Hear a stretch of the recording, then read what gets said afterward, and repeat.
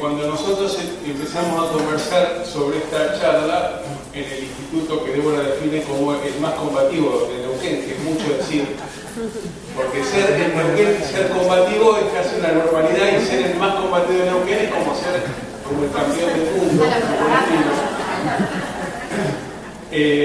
Después Pablo Meuli me contó que originalmente en esta misma sede física funcionaba la escuela de policía. Y entonces la imagen que se me vino a la cabeza era el cuartel Moncada en Cuba, ¿no? Que no sé si lo tiene presente, pero uno de los cuarteles que fue la expresión más brutal de la dictadura de Batista, tras la revolución se convirtió en una escuela. Entonces, en algún sentido no es exactamente lo mismo, porque Cuba, ni el pecho, voy a decir, pero a mí se me ocurrió como esa imagen, y recordaba que en los 90 venía bastante seguido a Neuquén, porque mientras en el país había cierto estado de resignación, Neuquén siempre sostuvo una posición de lucha. De hecho, recuerdo que en el año 2013 el gobernador Sovich firmó en un avión un decreto derogando la aplicación de la ley federal, tardío, pero una expresión de la resistencia de las comunidades educativas neuquinas y de las comunidades populares neuquinas.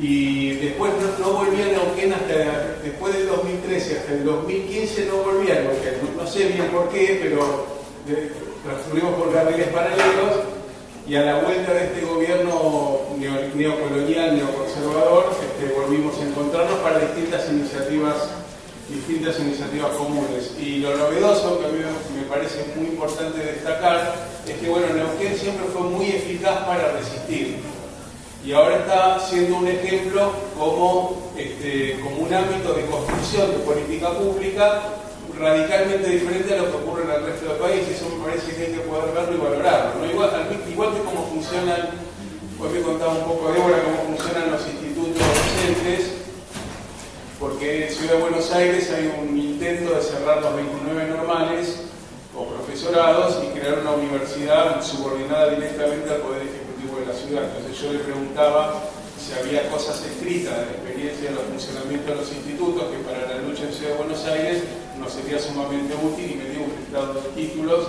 Espero que luego vengan en PDF o Word o lo que sea para poder circular en la Ciudad de Buenos Aires.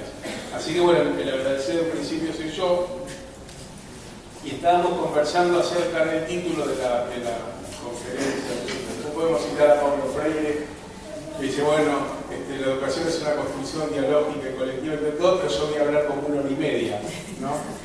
Y después abrimos la discusión, y son de las tensiones interesantes de cualquier proyecto pedagógico emancipador. El título creo que es algo así como Educación, Derecho, Privilegio, la educación como campo de disputa desde nuestra América, ¿no? Ese es el título, que es una definición que no es ni casual, ni aleatoria, ni porque nos gustaron las palabras, sino que es un posicionamiento político, ¿no? Cuando yo entré en la Facultad de Filosofía y Letras en el año 84, a la vuelta a la salida de la dictadura, me quedé pensando si decía la vuelta de la democracia, porque estoy pensando mucho qué significa la democracia y cuál es el alcance de la democracia. Quiero decir, si no tal pie. Si un presidente dice, voy a defender todos tus derechos, no voy a privatizar, no voy a cerrar los planes sociales, voy a defender el empleo, voy a defender todo lo que se hizo bien, y hace todo lo contrario y no pasa nada, a mí se me ocurre la pregunta sobre de qué democracia estamos hablando. Que alguien sube haciendo una serie de promesas y desarrolla un plan de política pública que va en dirección opuesta a la que prometió, y aquí no ha pasado nada. Entonces el tema del retorno a la democracia, de la salida de la dictadura, es un tema que dejo para que sigamos conversando. De todas maneras, cuando yo entré en la facultad, volvieron muchos profesores que fueron expulsados por la dictadura en los 70, y nos enseñaban, vos corregime porque son buenas mismas, ¿no? Yo soy más joven. No, claro, después. No, mucho más. De la misma carrera. Nos enseñaban que la educación era un espacio de reproducción de la injusticia en el plano del conocimiento y del reconocimiento. O sea, había una modalidad interesante llamada reproductivismo, que ustedes deben enseñar y estudiar, que señala la educación como, y ahí fue como otro chiste, que ellos nos daban a leer La verdad y su forma jurídica de Foucault, no sé si lo leyeron, es un ciclo de conferencias. Y entonces Foucault dice, ahora voy a describir una institución nacida en el siglo XVII y ustedes me tienen que decir si es una cárcel, una fábrica, un manicomio, un hospital o una escuela. Y nadie del público sabe responder porque parece que fueron instituciones, según la visión de Foucault, concebidas para el dominio y el control de los cuerpos, de las almas, de los cerebros, y esta mirada reproductivista se enseñaba como diciéndonos, este es el sistema educativo. Entonces, si yo dijera esto acá, tendría que decir que ustedes son los verdugos o verdugas o futuras verdugas de niñas, niños, adolescentes, de su derecho a una educación emancipadora. Bueno, tiene su miga, decir, la educación es un campo de reproducción de la injusticia. Después hay otra mirada que yo aprendí en política educacional, que era una mirada más histórica, cuando leía a Marcio Alcorta, Sarmiento, que es la generación que fundó este país. También estoy intentando decir algunas cosas en Neuquén, me encanta, porque me acuerdo que en el 2016 Bullrich en Joel dijo, vamos a empezar una campaña del desierto pero educativa, ¿no? Después voy al punto. Pero esa generación liberal de los 80, que no era homogénea, concebía la educación como un campo de construcción de repúblicas, de ciudadanos. Decía, bueno, pues el salvaje tiene que votar, entonces que la escuela sea el lugar donde aprenda, ¿no? Y entonces esa es una suerte de leyenda blanca, donde todos éramos desiguales, en general bárbaros y bárbaras, y pasados por el camino de la institución escolar nos convertíamos en ciudadanos de una república honesta e inmaculada. Y hay una tercera perspectiva, que es a la que yo suscribo, que es concebir a la educación como un campo de disputa, ¿no? Entre tendencias emancipadoras y tendencias reproductoras, que incluso se expresan en uno mismo, tentaciones autoritarias, o tentaciones o realizaciones libertarias o democráticas. Ahora, cuando yo digo esto, así voy a un punto central de la charla, ¿no? Me parece a mí que tiene que ver con el enfoque y la perspectiva, no lo hago como comentarista. O sea, no digo la educación es un campo de disputa, me leo por encima de la lucha de clases y pedagógica, y digo voy a hacer una descripción objetiva y neutral de la realidad. Lo digo como combatiente de un lado de este campo de disputa. Y lo segundo también que quiero decir, bueno, ¿quiénes disputan? Hay una pregunta interesante que voy a contestar en las próximas 3 horas. ¿Quiénes disputan? Lo otro que aprendí en mis prácticas juveniles de boxeo es que cuando uno disputa para ganar. No disputa para lamentar la derrota, no disputa para llorar, disputa para ganar. Y a mí me parece que si los colectivos docentes asumieran con claridad organizativa, conceptual, metodológica, la función política de la educación, pondríamos al sistema educativo en otro lugar. Después voy a expandir un poquito más sobre eso. Entonces, ¿quiénes disputan en el campo de la educación pública? Y yo siempre o vengo señalando la existencia como de 3 tendencias o corrientes o tradiciones que insisto, que no, salvo la neoliberal, pero tampoco tanto, hasta pueden encontrarse en una misma práctica de un docente o una docente, ¿no? Hay una tradición muy arraigada, no sé en los más jóvenes y las más jóvenes, pero lo que es la escuela liberal o la escuela tradicional o el modelo tradicional de instrucción pública, que venía con una idea de sistema educativo, de estado docente, de institución escolar, de cultura escolar positivista y laica, bueno, y que muchos de nosotros nacimos en esa tradición que está bien viva, que defenestrada por Bullrich, ¿no? ¿Se acuerdan que Bullrich en el 2016 tuvo 3 intervenciones? En una dijo: el sistema educativo tradicional, hay que decirlo, no sirve para nada. Y de hecho nunca sirvió, porque formaba gente que no pensaba, sino como chorizo, gente para ejecutar. Él preocupado porque el sistema educativo forme gente crítica, seguramente, ¿no? Y hay una segunda corriente, que es la corriente neoliberal, o neoliberal, neoconservador y neocolonial, que ustedes deben estar estudiando en distintas materias.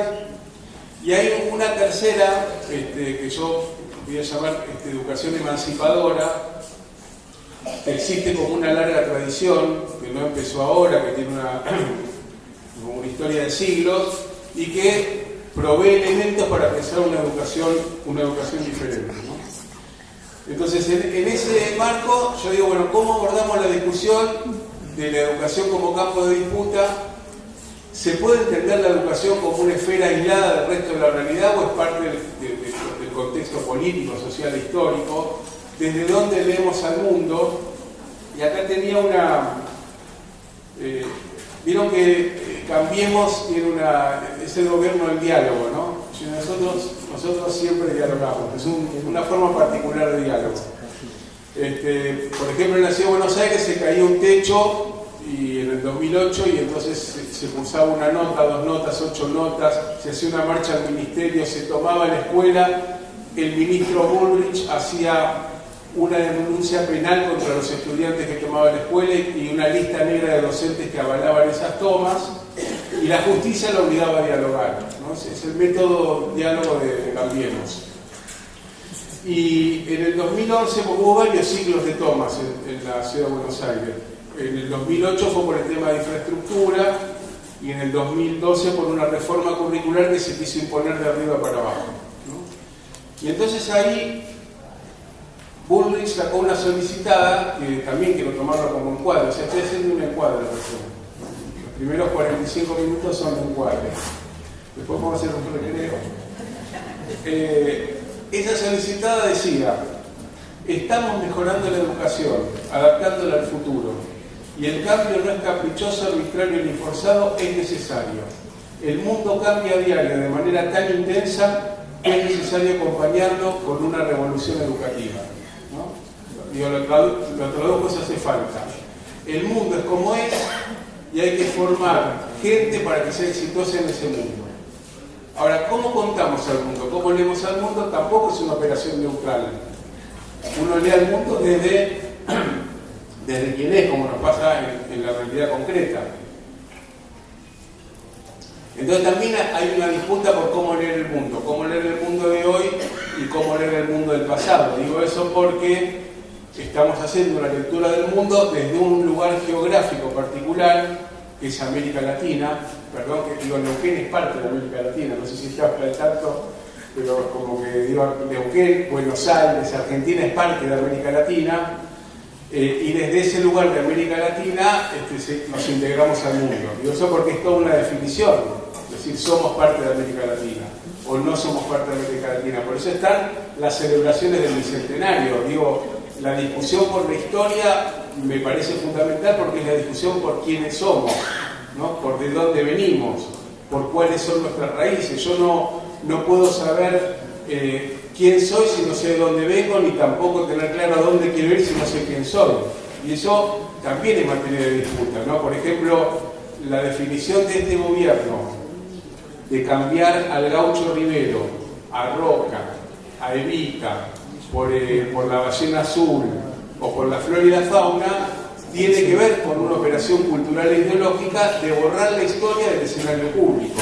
Por lo menos nosotros lo leemos en esa clave, pero también, además de borrar la historia, si no discutamos la historia, hay modos de leer la historia. Digo porque estamos, insisto, en tiempo de bicentenario, y en eso es importante, por ejemplo, recordar que el primer año de gobierno de Mauricio Macri fue, bueno, el segundo, en 2016, 2015 asumió la presidencia, fue el año del bicentenario de la Declaración de la Independencia. Yo no sé si ustedes se acuerdan de eso, yo lo estoy llevando porque es bueno recordarlo. Ahora América Latina está como media desdibujada en los despelotes cotidianos, nos perdemos de vista que la región está disputando un proyecto común desde hace 500 años. Entonces yo me veo en la obligación de volver todo el tiempo sobre el tema y comparaba los festejos del bicentenario de la Revolución de Mayo con la de 1816, no sé si se acuerdan.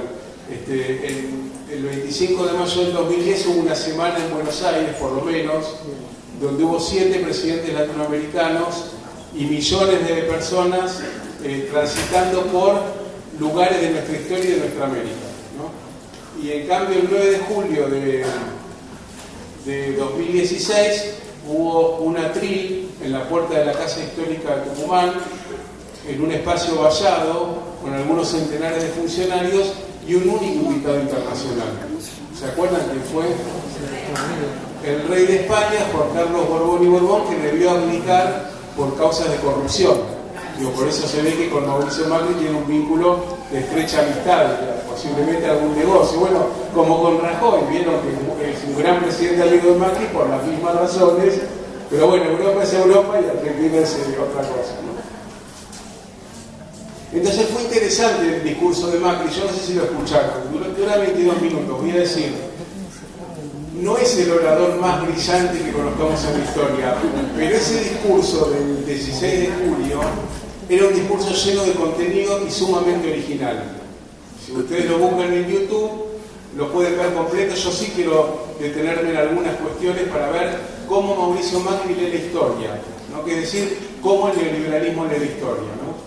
Y entonces, yo me tomé el trabajo de tipear el discurso, no lo voy a leer todo aunque era corto, pero si no se nos van a ir 22 minutos más y tomo algunos puntos. Entonces él se planta en el atril y dice, y ahora continuamos en este lugar, en esta casa histórica de Tucumán, porque acá es donde empezó la historia. O sea, para Mauricio Macri, la historia de la independencia empezó el 9 de julio de 1816. No hay historia de esa historia. No hay 3 siglos de lucha desde que el invasor español holló la tierra americana, de hollar, ¿no? De pisotear. Acá hubo un proceso durante 3 siglos donde se desplegaron una serie de acciones de las que tenemos buena memoria, ¿no? Primero, un latrocinio de riquezas que financió el desarrollo del capitalismo mundial. Hace poco Evo Morales hizo una intervención calculando la cantidad de oro y plata que se habían robado de América, diciendo, bueno, no vamos a hacer como el Fondo Monetario, no le vamos a cobrar tanto interés, pero convengamos que tienen una deuda con nuestro continente. Entonces, hubo un latrocinio que continúa hasta el día de la fecha, ¿no? Hubo un genocidio, no puede ser el primer genocidio de la humanidad. Algunos cálculos conservadores, la humanidad en ese momento eran 1.500 millones de personas y se calcula que se masacraron entre 70 y 80 millones de habitantes de pueblos originarios por distintas vías y unos 20 millones de negros traídos del África por distintas vías.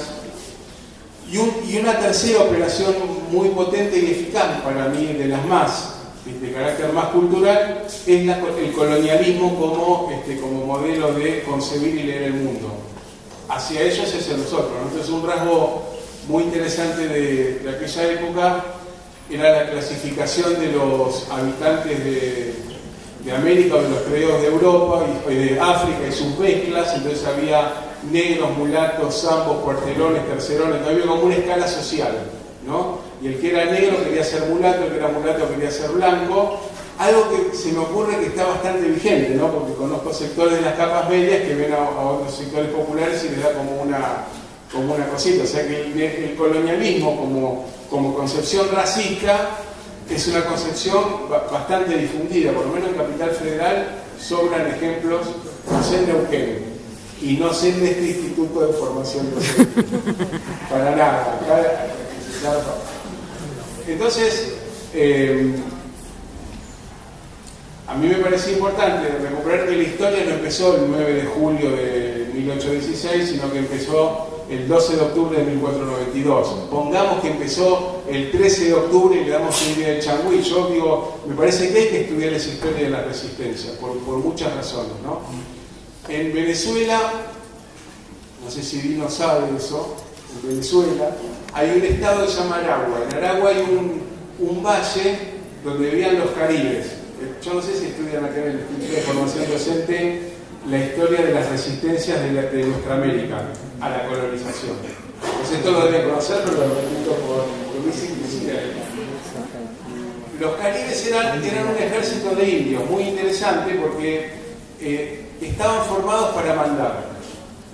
Entonces, si mataban a un cacique, había 5 que podían reemplazarlo, ¿no? Era una educación para mandar y para obedecer. Una educación que formaba, uno podría decir, gobernantes. Entonces, había un territorio en Aragua que se llama el Valle del Miedo. En el Valle del Miedo, si un español entraba, no volvía a salir. Y así hubo por América, que es una historia bastante invisibilizada, cantidad de territorios que fueron inaccesibles a la bota española. Y desde siempre hubo procesos de resistencia claros, visibles, a veces invisibles, a veces más o menos, a veces simulados. Creo que sí habrán estudiado los levantamientos de Tupac Katari y Tupac Amaru, que fueron derrotados y tenían un carácter indigenista, y también las luchas de la primera independencia, que no se podían haber entendido sin los 3 siglos anteriores de resistencia. Así como no se entiende el socialismo del siglo XXI sin el socialismo del siglo XX, ¿no? Entonces, fíjense qué interesante lo que dice Mauricio Macri en su segundo párrafo. Estamos tratando de pensar y sentir lo que sentirían ellos, los patriotas, en ese momento. Dice, deberían tener angustia de tomar la decisión, y mira al rey, querido rey de España, porque nunca fue fácil en ese momento, porque debían separarse de España y nunca fue fácil ser independientes, ¿no? Es interesante el razonamiento de él, porque yo dije, bueno, si los patriotas tenían angustia de separarse de España, querido rey, es como una frase fuerte, ¿no? Es una lectura de esa, es como un divorcio vincular, bueno, no te quiero más, entonces corto mano, corto fierro, y la verdad es que hubo una lucha sangrienta, abonada por ideas muy claras, de una frase que creo que sintetiza y está expresada en todos los signos de la época, que lo pueden leer, que es ser libres o muertos, ¿no? Tengo acá alguna, qué sé yo, tengo por ejemplo Bernardo de Monteagudo, que lo deben haber estudiado también, tal vez fue el más radical revolucionario de 1810, más jacobino, el más transformador, y él estuvo en una revuelta que hubo en 1809 en Chuquisaca, ¿no? Y en esa revuelta hubo un pronunciamiento y que empezaba diciendo: compatriotas, hasta aquí hemos tolerado una especie de destierro en el seno mismo de nuestra patria. Hemos visto con indiferencia por más de 3 siglos sometida nuestra primitiva libertad al despotismo y tiranía de un usurpador injusto que, degradándonos de la especie humana, nos ha mirado como esclavos. Hemos guardado un silencio bastante parecido a la estupidez que se nos atribuye por el inculto español, y sigue, ¿no? Después hay otra linda de San Martín, que yo la ley no veo angustia, no sé qué les pasa a ustedes, pero yo, compañero del ejército de los Andes, este es más famoso, ya no queda duda de que una fuerte expedición española viene a atacarnos. Sin duda alguna los gallegos creen que estamos cansados de pelear y que nuestros sables y bayonetas ya no cortan ni ensartan. Vamos a desengañarlos. La guerra se la tenemos que hacer del modo que podamos. Si no tenemos dinero, cuando se acaben los vestuarios, nos vestiremos con las bayetitas que nos trabajen nuestras mujeres. Y si no, andaremos en pelota como nuestros hermanos los indios. Seamos libres y lo demás no importa nada. La muerte es mejor que ser esclavo de los maturrangos, dice angustiosamente José de San Martín. O hay otra también que no sé si la tengo, bueno, no voy a abundar más, pero hay una muy linda también de José Gervasio Artigas. Bueno, y si uno lee la letra de los himnos, ve que hay una voluntad política de ser libres o morir. Ahora, esa primera independencia también estuvo signada por intereses, conflictos y alcances diferentes y complejos, ¿no? Ustedes sí estudiaron que había un monopolio entre la corona española y América, por lo tanto los comerciantes americanos solo podían comerciar con España, y ahí había un interés económico en romper el vínculo unilateral con España y comerciar, por ejemplo, con Inglaterra. Por lo tanto, uno de los móviles de la independencia fue un móvil económico de las clases comerciales portuarias que querían comerciar con otros países. Y así ocurrió, por ejemplo, la revuelta en Venezuela, a la que siempre hacemos... Voy a atar unas cosas ahora, que no sé si...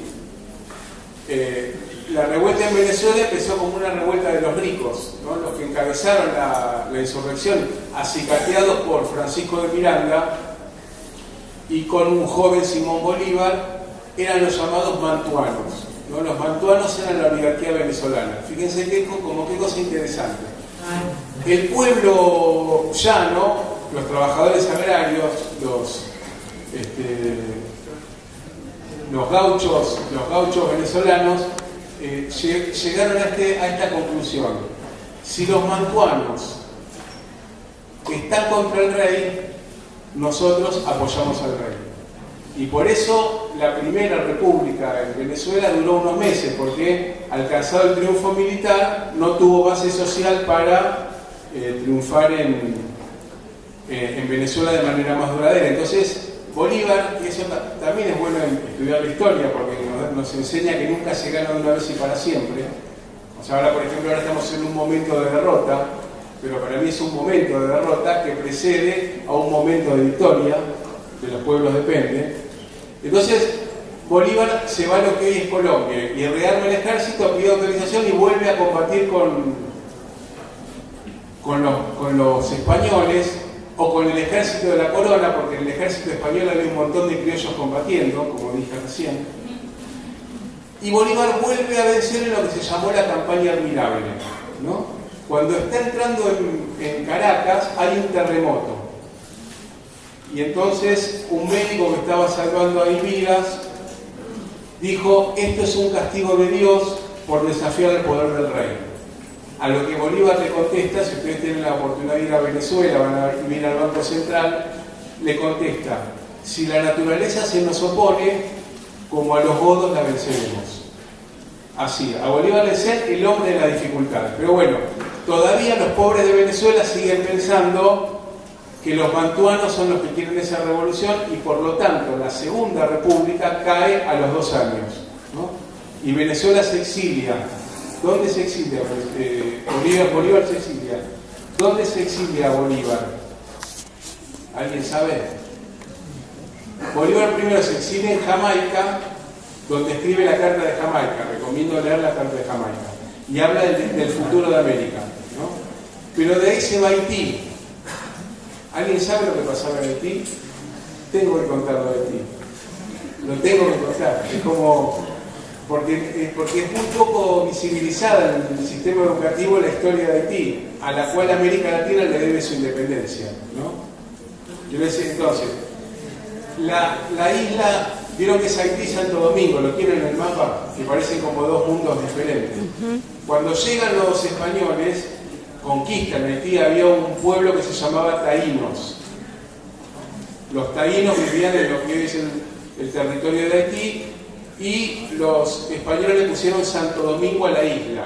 Entonces, cuando exterminaron a los taínos por los procesos brutales de explotación del trabajo, los españoles se van corriendo hacia el occidente de la isla y se quedan en Santo Domingo. ¿Y atrás quién viene? Los franceses. Los franceses ocupan lo que es el territorio de Haití, pero no había trabajadores. Entonces, ¿qué hacen los franceses?